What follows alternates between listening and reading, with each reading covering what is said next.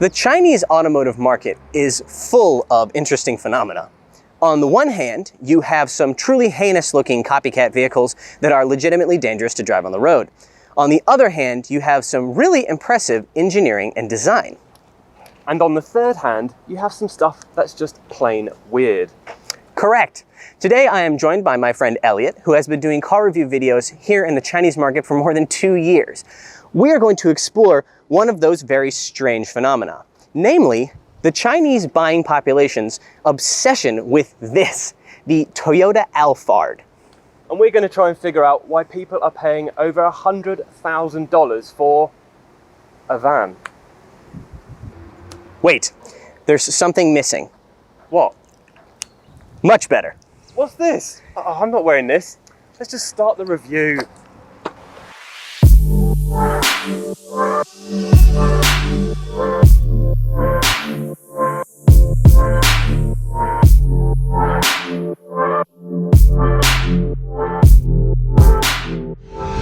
So if we're going to find out why people are willing to pay $125,000 for a van, we should start with the exterior styling.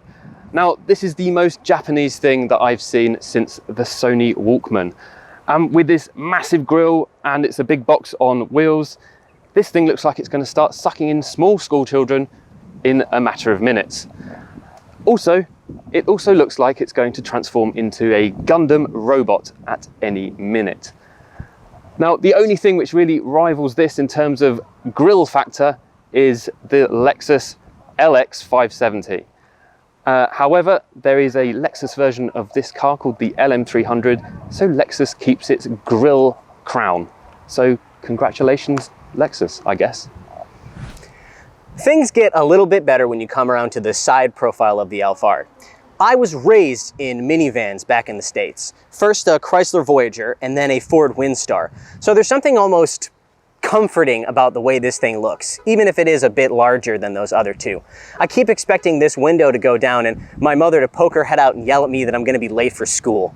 I do appreciate, though, the way that the body panel kind of kicks up here above the door handle. This is then accentuated by this chrome strip on the leading edge. It's not pretty, but it's interesting. Now, the rear is all sorts of weird. I thought the car, when it transformed into a Gundam robot, that the front headlights would be the eyes. But I think it's pretty clear that the rear taillights do that job very well. This thing is 15 square meters of glass and metal. So you would assume that within the car, there's a lot of boot space. Why don't we have a look? Oh, help me out. Watch out, watch out. Oh, it hasn't got any boot space. Oh. Slower, it's slower and slower. Okay, I'll give you the fact that there's not a lot of boot space, but what the best part about the rear of this vehicle has to be the spoiler right here. I love this thing. I absolutely love it. It has no benefits for downforce, of course. It's only for fuel efficiency, but I just love how far it sticks out. It's absolutely massive. It's pointless. It's completely pointless.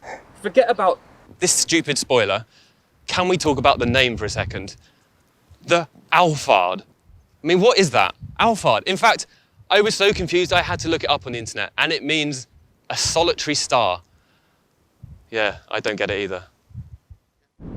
Now that we're inside of the Alphard, let me first start by saying how profoundly disappointed I am that this does not have wool seats, like any true Japanese luxury car should. This just screams Toyota to me, not luxury.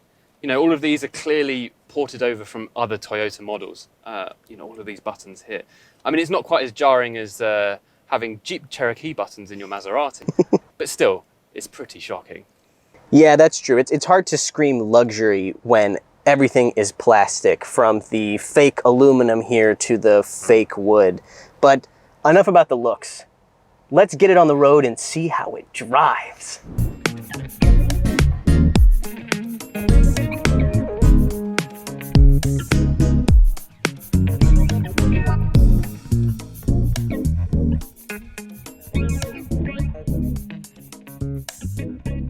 So now that we're on the road, I can tell you that the Toyota-ness of this vehicle extends into the driving experience as well. Everything is soft. There is not a hint of sportiness when you drive this car, which is fine, you know, because it's a van. What's wrong with you? Stop. We're doing this completely wrong. All right, fine. Hold on. Let me just find somewhere to stop the car. All right, hold on. Come on.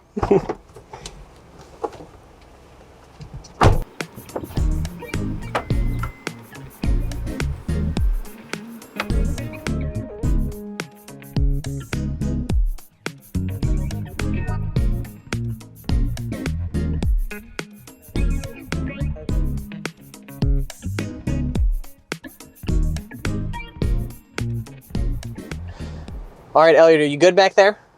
Perfect. All right, well, now that he is back there nice and comfortable, I can continue talking to you guys about what truly matters, the driving experience of the Toyota Alphard.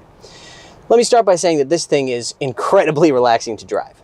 Yes, it is huge, but the steering is nice and light and the suspension is actually very, very soft. This uses a 2.5 liter 4-cylinder hybrid powertrain with 200 horsepower and 151 pound-feet of torque, all through a CVT. There is a sport mode where you can shift for yourself, but I genuinely have no idea why. Elliot, would you use the sport mode in a minivan? He fell asleep. Hold on a minute. Hey. All right, I woke up. Okay, it can't be that comfortable. Oh, it is that comfortable. You should come back here and try it for yourself. All right, fine. Let me find somewhere to stop.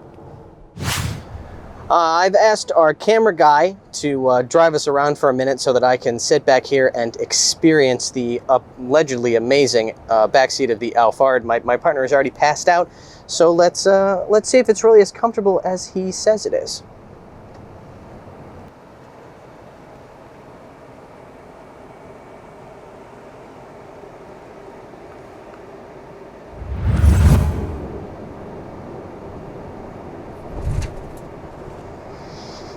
We've got to finish the video. Okay, we have to stop. We have to stop the car. If we don't stop, then I'm just gonna fall back asleep. All right, let's stop. Oh. Man, I'm starting to really understand why people love these things.